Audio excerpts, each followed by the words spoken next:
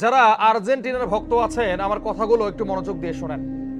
আপনারা কি জানেন যে কয়েকটা দেশ ইসরায়েলকে অন্ধ সমর্থন দেয়, ইসরায়েলকে মিলিয়ন বিলিয়ন টাকার অস্ত্র দেয়, এর মধ্যে যুক্তরাষ্ট্রের পরে সবার উপরে রয়েছে আর্জেন্টিনা? জানেন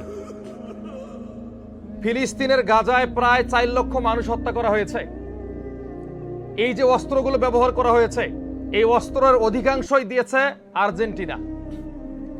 এই আর্জেন্টিনার পতাকাকে উড়িয়ে আপনারা গাজাবাসীর সঙ্গে বিশ্বাসঘাতকতা করছেন, ফিলিস্তিনের মানুষের সঙ্গে মস্করা করছেন।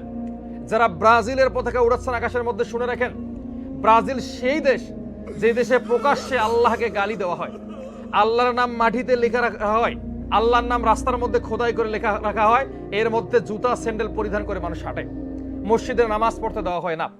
এই সমস্ত দেশের পতাকা বাংলাদেশে উড়িয়ে বাংলাদেশের পবিত্র মাটিকে অপবিত্র করবেন না, গাজার মানুষের রক্তের সঙ্গে বেইমানি করবেন না, ওই যে সৌদি আরব, কাতার, কুয়েত, বাহরাইনের মতো মুনাফিক হবেন না। বাংলাদেশের প্রত্যেকটা যুবকের কাছে আমি আহ্বান করব, ব্রাজিল আর্জেন্টিনার পতাকা বাংলাদেশের মাটিতে উঠবে না। যদি কোনো পতাকা উঠে সেটা কালো পতাকা উঠবে, যে পতাকা থাকবে খোরাসানের বাহিনীর হাতে, যে পতাকা থাকবে ইমাম মাহাদির সৈনিকের হাতে, সেই পতাকা আপনারা উঠান।